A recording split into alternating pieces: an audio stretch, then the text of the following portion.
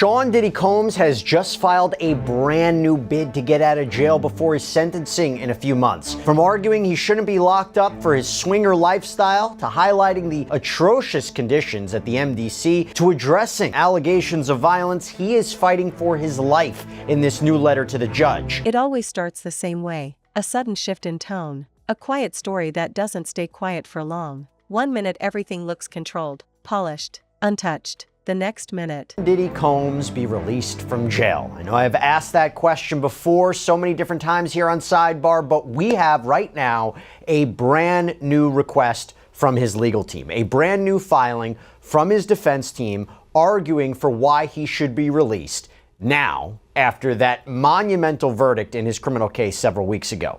The circumstances have changed, and I will tell you what. We did an interview a few weeks back that kind of previewed why and how Combs could be released. It was a bail bondsman that is apparently working with Diddy's team behind the scenes. I'm going to get to that a little bit later. But what I want to talk about right now is this latest letter from the defense to the judge overseeing this case, Judge Arun Subramanian. Remember, this comes after a jury of Combs' peers found him not guilty of racketeering conspiracy, not guilty of 2 counts of sex trafficking, but they did convict him of 2 counts of transportation to engage in prostitution. He's set to be sentenced on October 3rd. Technically, he could face up to 10 years in prison on each charge. Highly unlikely. Think maybe you might be looking at somewhere to 2 to 5 years potentially, but he could also get time served and be released, although that also seems unlikely. I'll talk about that a little bit later too. But initially, after the verdict, right after the verdict, his defense team petitioned the court that he should be released. He was just acquitted of some very serious charges.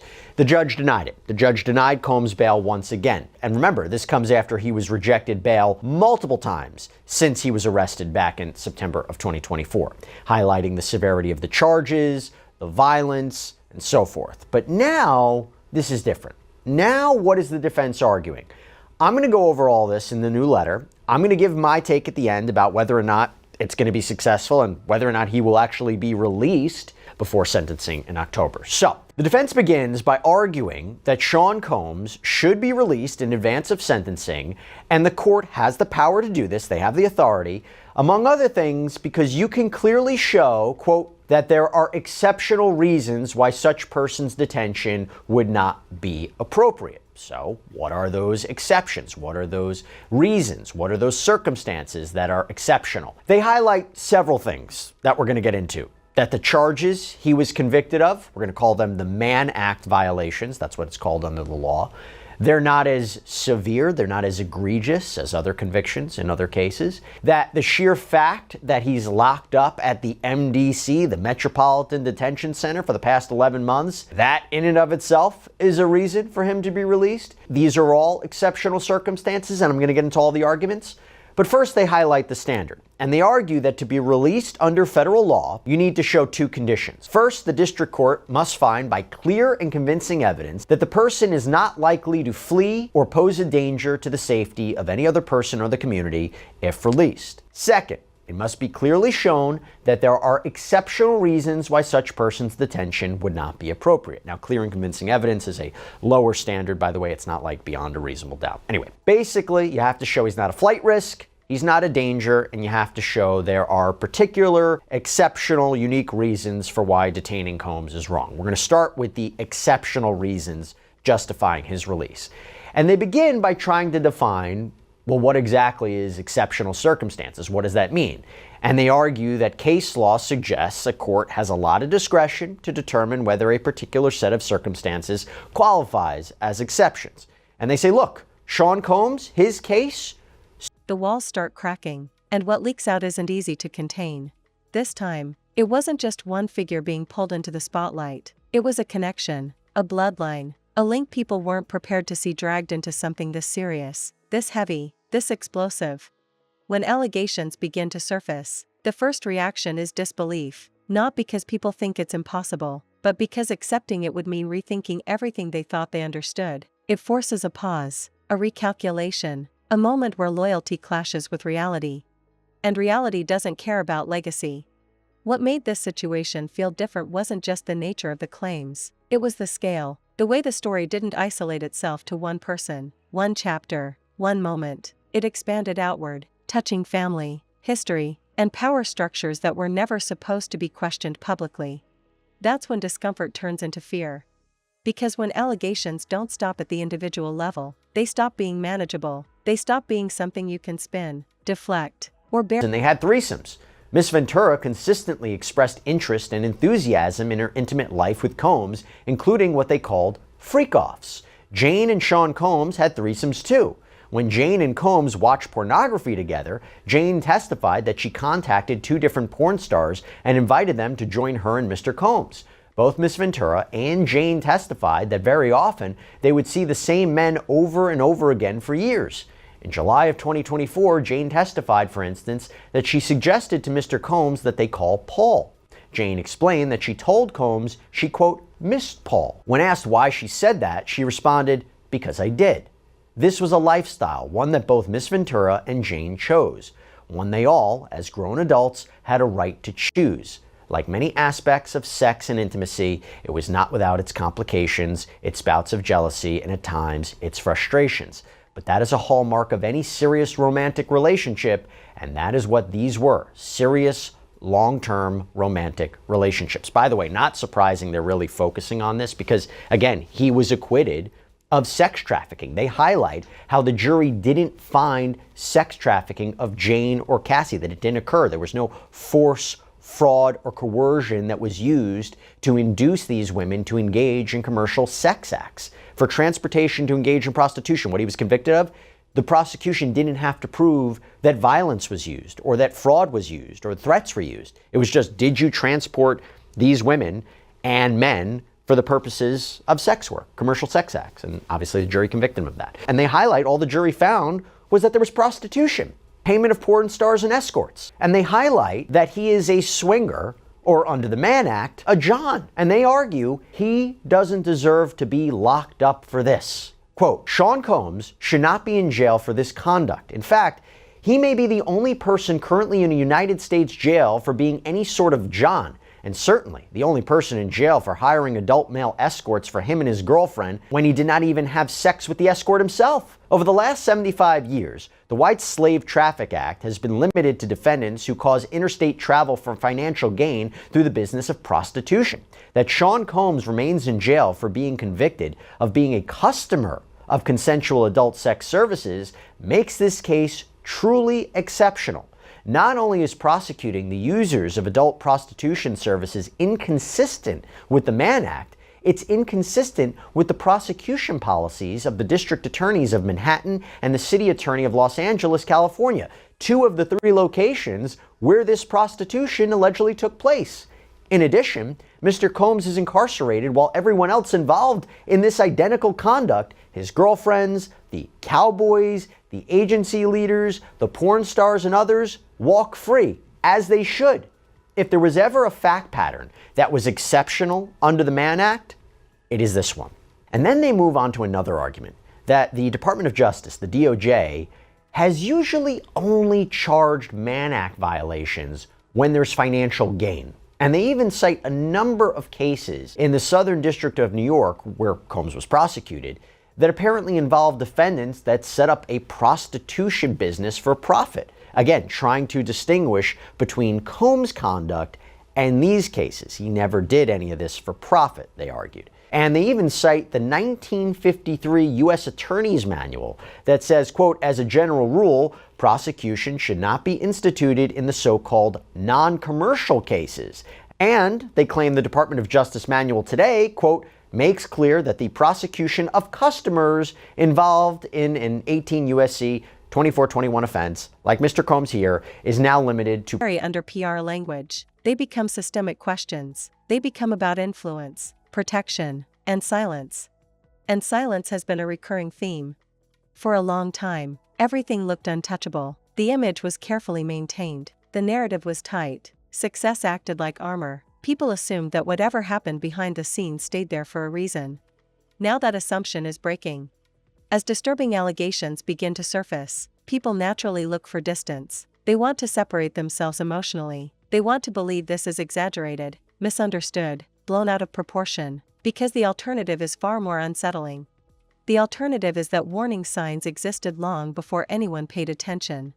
This situation forced people to confront something uncomfortable: proximity matters. When power operates close to family, accountability becomes complicated, lines blur, protection becomes instinctive, and outsiders rarely see what insiders normalize. Prosecuting those who engage in commercial sex with victims of sex trafficking, in addition to those who otherwise perpetrate or facilitate human trafficking offenses. And in the absence of any sex trafficking charge, however, it is clear that the standalone Mann Act counts never would have been prosecuted.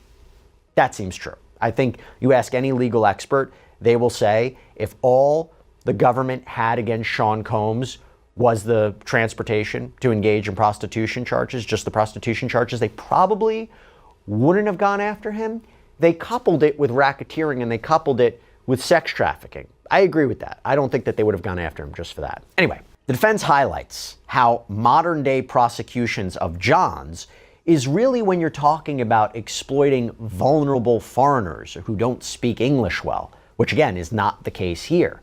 And they highlight how the only potentially comparable case in New York is where you had a retired police officer and a former judge who apparently hired women to have sex with a male fraternal group called the Jesters.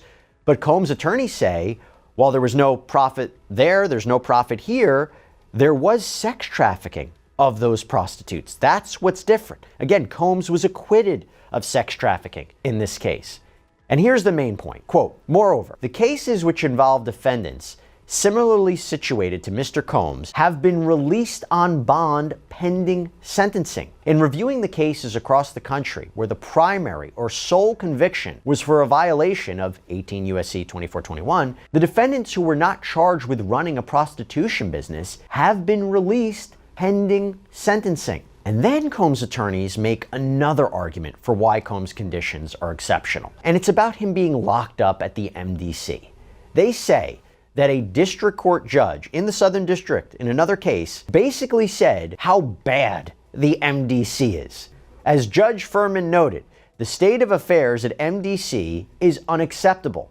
In so noting, Judge Furman concluded that the conditions in the MDC qualify as exceptional reasons under the statute justifying, and this was the defendant in this case, Chavez's continuing release. Judge Furman found that the conditions at the MDC are, quote, dreadful in many respects, but three warrant particular emphasis. 1. Continued reports of inordinate periods of lockdown. 2.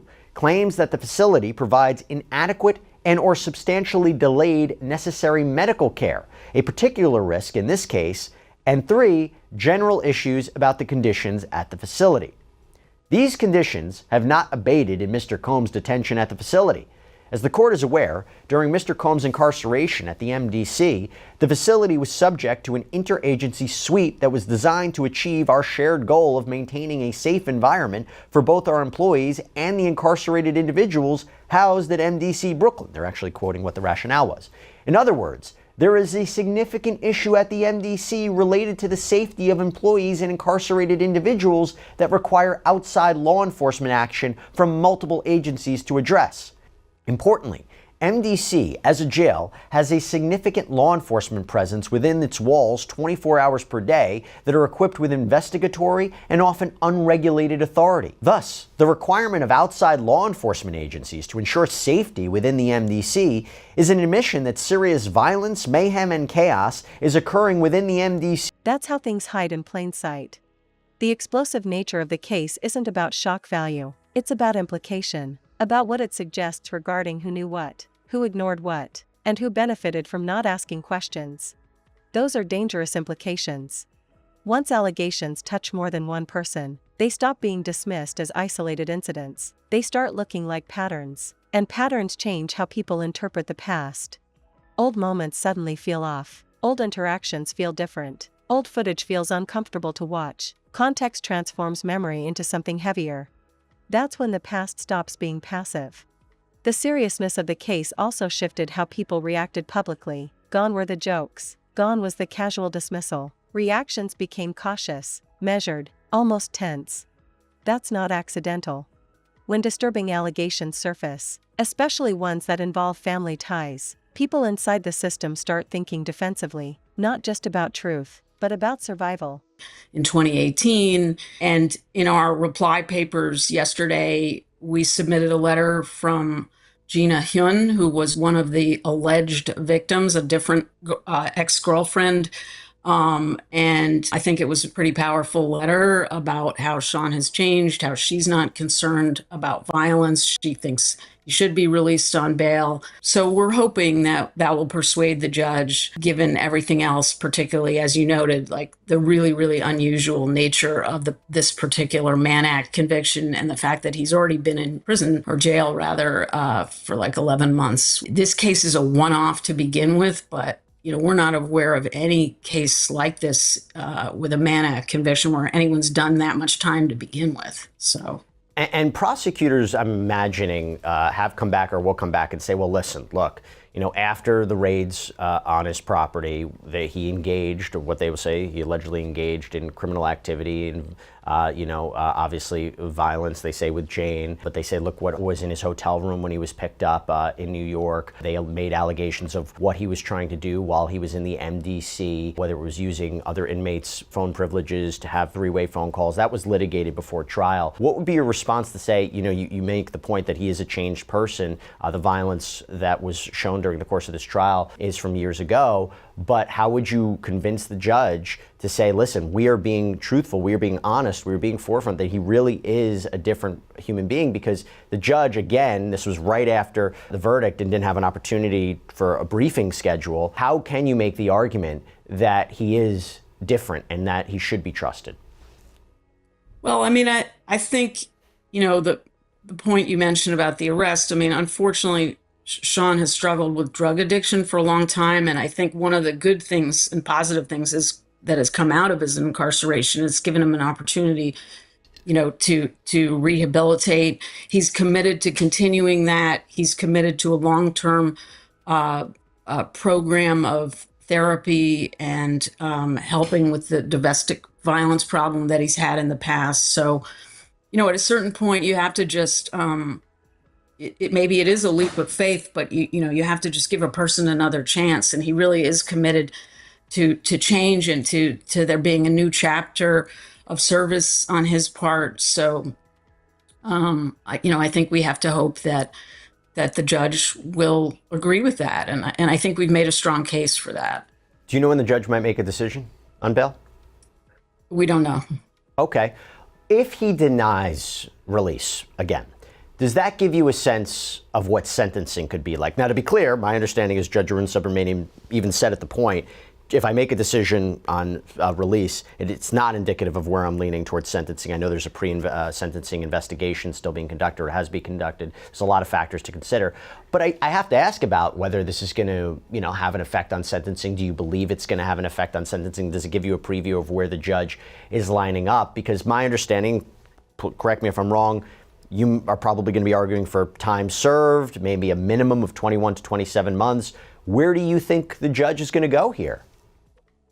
Yeah, I mean, I think that you have to take each step at a time and that the judge is not going to prejudge that. There's a lot more information he needs to get, not only the pre-sentence report, but we're going to make a very fulsome sentencing submission. And he's going to have, a much more detailed picture. Even, the trial was about the charges, right? And he doesn't have the full picture of all the factors about Sean's life that he's going to consider. There's going to be a big fight about the sentencing guidelines. We think actually we're going to end up arguing for an even lower guideline range than we had originally believed at the time of the verdict. About reputation, about how close they are to the blast radius. Because explosions don't stay contained. The word allegation does a lot of work in moments like this. It protects legally, it creates distance, but it doesn't erase emotional impact. People still feel it, they still react to it, they still talk. And talk is what power fears most. What's unsettling is how familiar this pattern feels. The delayed response, the selective memory, the sudden concern only after public attention forces it. It raises a hard question. If these allegations are so disturbing now, why weren't they disturbing enough earlier? That question doesn't require answers to cause damage, it just needs to exist. The involvement of a younger generation intensified everything. It shifted the narrative from personal controversy to something generational, something that hints at learned behavior, exposure, and influence rather than isolated decision-making. That's where public sympathy fractures. People are willing to excuse a lot when success is involved, but when allegations hint at cycle where we didn't have we had like a couple of hours to try to figure out what to say about bail. So, I hope the judge will grant bail, but I feel confident that even if he doesn't, it doesn't necessarily mean he's not going to sentence Sean to time served. He's going to take everything into account when he gets all the submissions. And, I've got a lot of confidence that the judge is going to be fair and not prejudge the situation. And you also have this motion for judgment of acquittal, that the Mann Act convictions should be tossed out, Combs be granted at a minimum a new trial. Number of very interesting arguments that are present, and it's basically that there has really never been, as we've talked about, a prosecution conviction on a Mann Act like this, that Combs wasn't profiting off of the business. There were all consenting adults that were involved. The jury didn't find that there was any sex trafficking, that this isn't even prostitution per se. It's more voyeurism, that the intent wasn't for people to travel for sex for money, but paid them for their time. They were all having a good time. There's a First Amendment argument that the freak-offs and the hotel nights were performances that were videotaped so he could watch them later. It's amateur pornography. There's an argument that he was prejudiced because of all the other evidence that came in to prove RICO or sex trafficking, but would never have come in if this was merely a prosecution for the Mann Act violations. Specifically, we talk about the Intercontinental Hotel footage.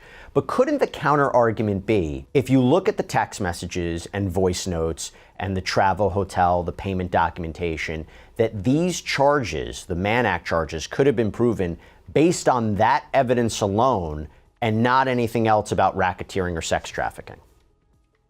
Well, I think that I don't agree with that. I think that, as we argued in the papers, the government didn't really show that the purpose of the travel was to have sex for money, and that in fact all the testimony and a lot of the other evidence showed that the men were being paid for their time. But even if we were wrong about that one, we have a number of the other arguments that you mentioned that really aren't undermined by those records.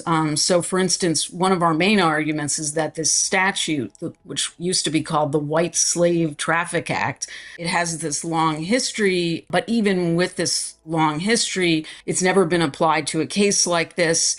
The term prostitution in a lot of states doesn't include this conduct, even if someone's being paid. If the person making the payment is paying essentially to observe other people having sex, that's not prostitution. So we've got the First Amendment argument, as you mentioned, and the new trial argument. So all of those arguments, I think, are independent of, the issue you raised, which,